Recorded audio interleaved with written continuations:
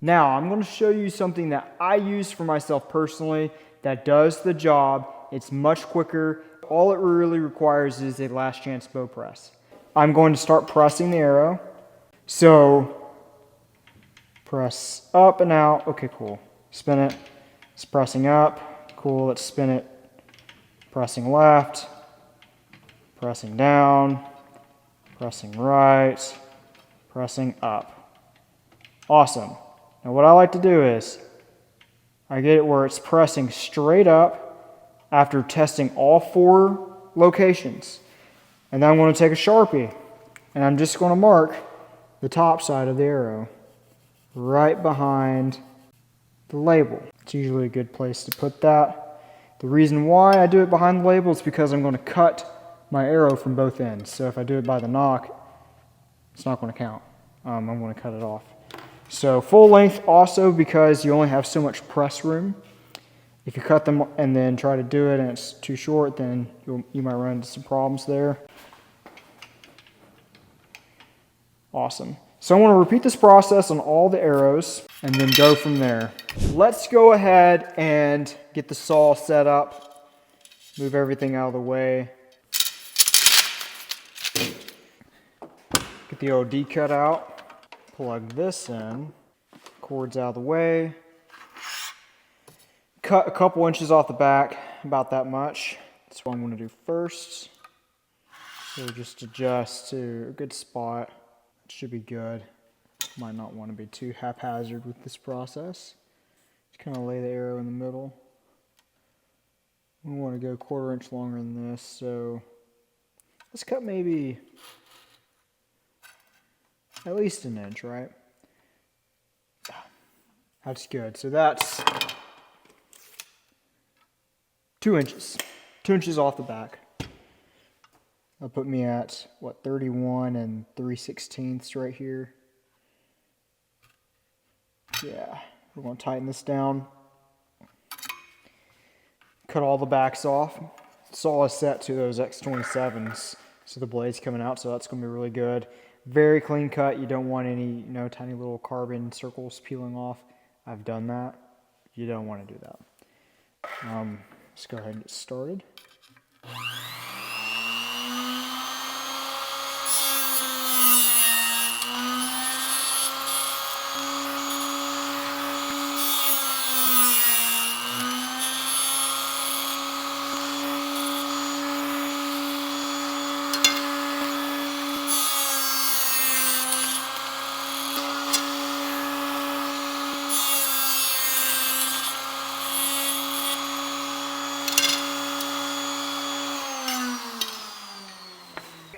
So while I'm cutting these, I am making sure I'm spinning them backwards into the blade and going a couple revolutions after it has cut the end so that it's pretty square.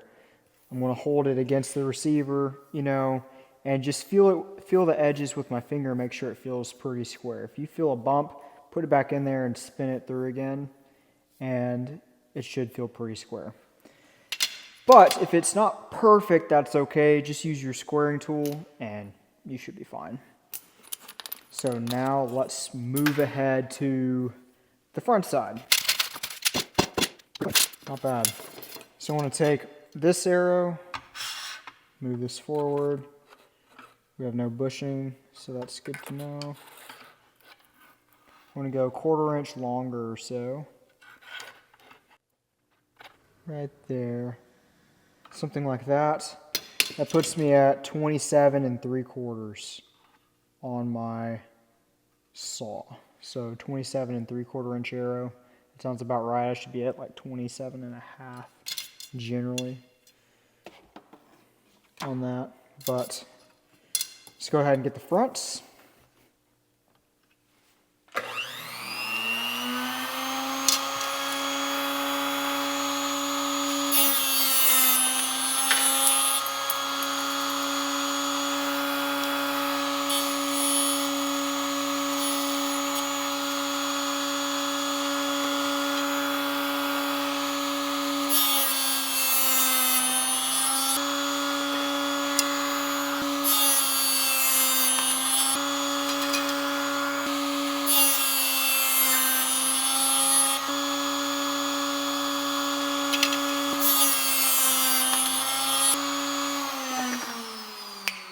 Boom shakalaka. Very good, very good.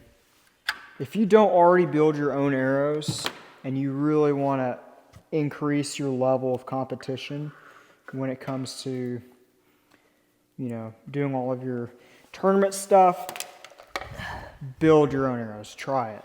It is freaking awesome. I would definitely get a D cut because it's this freaking big. It's portable. You can put it away, as I'm going to do. Very fast saw, very quiet, relatively clean. Relatively. Yeah, so let's go ahead and move on. So, squaring tool. Let's go ahead and get these squared. 1, 2, 3, 4, 5. Flip it around. 1, 2, 3, 4, 5. And then feel the end. Should have a nice circle there. Empty the jig. That's the process. The 6.5 mil super bushings. Get you some water. Ice cold. Torch. Rinky-dink pliers.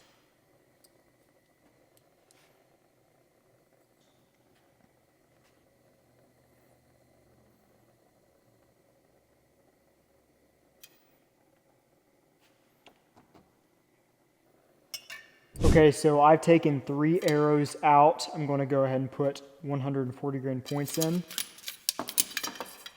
Perfect. Take an Allen key. Find the point with the weights.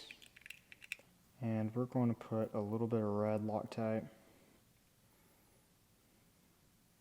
Just do both sides, get all the threads pretty much. And okay, take a set of pliers and tighten these down. And then again, one more 20 grain weight screw.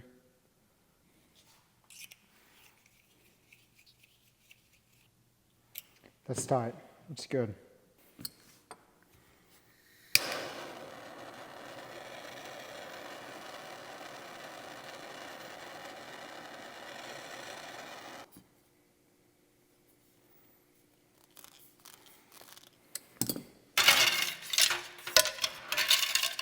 Cool. 15 minutes. Got my vanes. Got our nocks.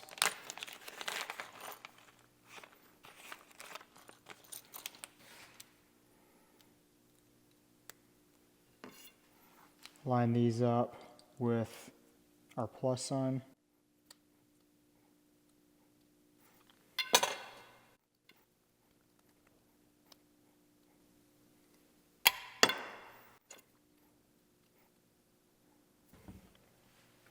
Mystical magical spray.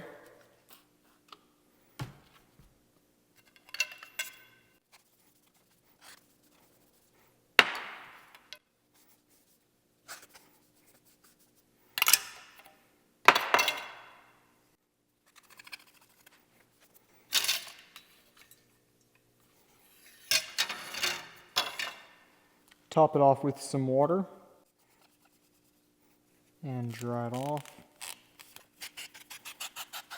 Squeaky clean.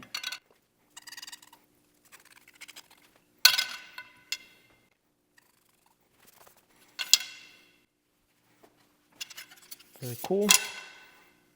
Set up the jig.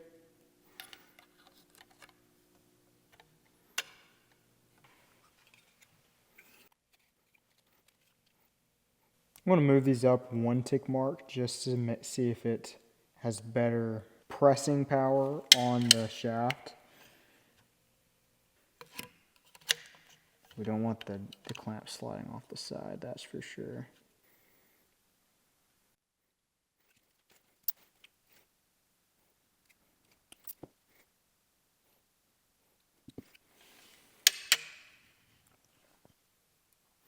Okay, that's interesting. So I got the back down, got the front down. Let's clean it and move on.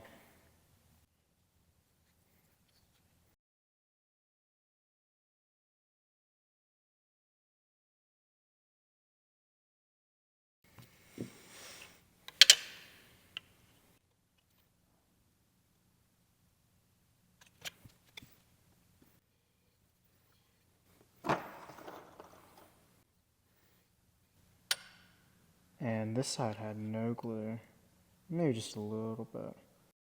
Tack vanes, especially when you put any helical on them, they're very critical with how precise you line up the feet. They're so stiff that you have to get them just right.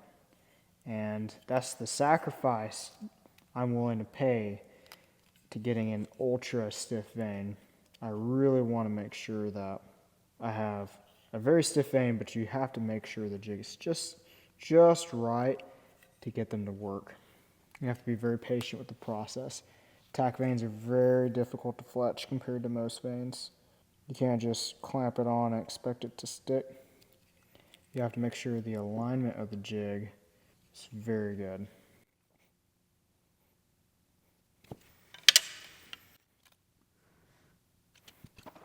Man, these look good. Very good.